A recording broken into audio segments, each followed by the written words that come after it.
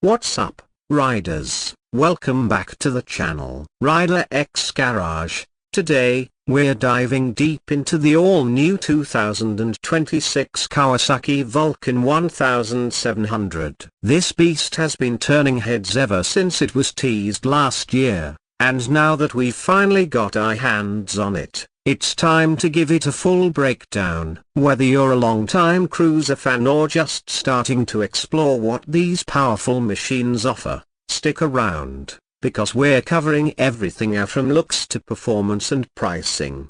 Let's start by soaking in the visual presence of this motorcycle. The Vulcan 1700 has always had a bold, muscular vibe, and Kawasaki hasn't strayed far from that formula in 2026, but they've refined it in just the right ways. At the front, the new model sports a slightly reworked headlamp housing, giving it a sleeker, more aggressive appearance without sacrificing the classic cruiser appeal. The LED headlight is bright and crisp, with excellent throw and visibility at night. Kawasaki added a touch of modern flair with integrated turn signals that wrap subtly around the edges of the front fairing, maintaining a clean silhouette while enhancing safety. Moving to the side profile, you immediately notice the stretched lines and sculpted tanker signature cruiser DNA. No doubt about Kawasaki has managed to make it feel fresh. The tank now has deeper contouring, which not only enhances the riding ergonomics but also gives the bike lower, meaner stance. The chrome accents have been slightly toned down, with a mix of satin and gloss finishes replacing the more bling-heavy look of previous years. This gives the 2026 Vulcan a more premium, mature look. The engine is still the center of attention, and rightly so. It's bold, exposed, and gives off serious attitude. You've got those twin pipes running low and parallel, still one of the best auditory experiences on any cruiser out there. From the rear, it's all about that wide fender and those classic teardrop-shaped taillights. Kawasaki has modernized the lighting system to full LED,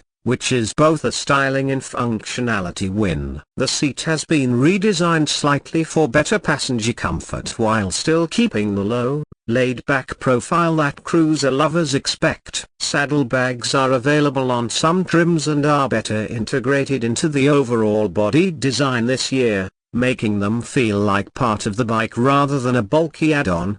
Now, let's get into the real meat of it, our performance. At the heart of the 2026 Vulcan 1700 is the same tried and true 1,700cc V-twin engine, but it's seen some tuning refinements this year. You're looking at roughly 82 horsepower and about 108 pounds-to-feet of torque, which kicks in nice and low in the rev range. This bike isn't about screaming top-end performance, it's about effortless cruising power, and in that department, it absolutely delivers. Throttle response is smoother, thanks to updated ride-by-wire electronics, and the torque delivery is more linear, giving you a satisfying pull in every gear.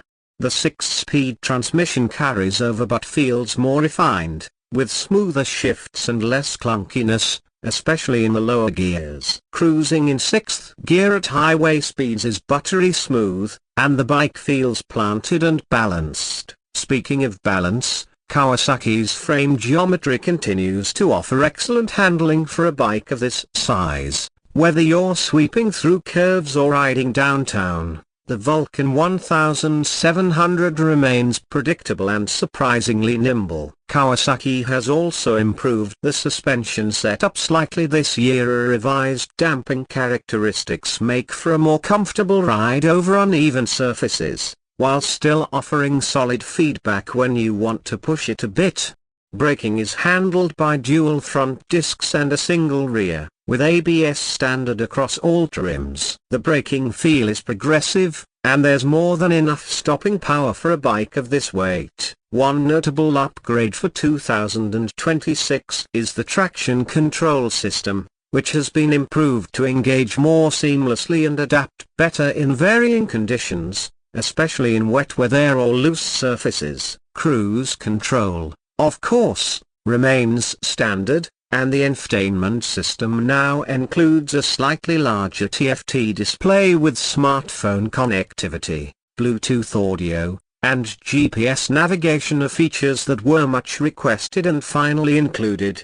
When it comes to riding ergonomics, the Vulcan continues to excel. The rider triangle is relaxed, with wide, swept-back handlebars and floorboards that allow your feet to rest naturally. The seat height is still lower, around 28.7 inches, making it accessible for a wide range of riders. Long rides are very manageable, and Kawasaki even offers optional touring seats and backrests if you plan to do cross-country trips. Wind protection is decent with the stock windscreen, and taller options are available for those who need it. Now, let's talk pricing. Kawasaki has managed to keep the Vulcan 1700 fairly competitive in terms of value.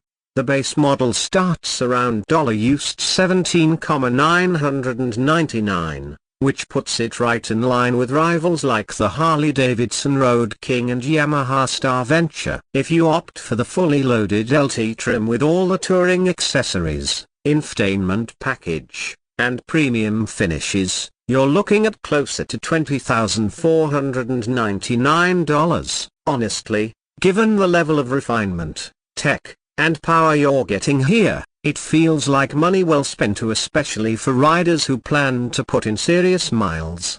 There are 3 color options this year: a metallic Diablo Black, Pearl Storm Grey, and a new, deep cherry red that looks absolutely stunning under sunlight. Kawasaki has also opened up more customization options through its official accessory catalog, which includes everything from upgraded seats and windshields to chrome engine guards and custom exhausts. So what's the final word on the 2026 Kawasaki Vulcan 1700? It's not a revolution, but it's a confident evolution. Kawasaki didn't reinvent the wheel, but they refined it. They took a proven platform, kept the heart and soul intact, and polished everything around it. It's still that torque-rich, long-haul cruiser that Vulcan fans love here, but with just enough modern tech and design tweaks to keep it fresh in a rapidly evolving segment. If you're looking for a cruiser that blends old school feel with new school comfort and reliability, the 2026 Vulcan 1700 is absolutely worth a look. Thanks for watching the full review. If you enjoyed the breakdown, be sure to like the video, subscribe to the channel, and drop a comment with your thoughts. Would you take the Vulcan over a Harley or an Indian in this price range? Let's hear what you think. Ride safe, and I'll catch you in the next one.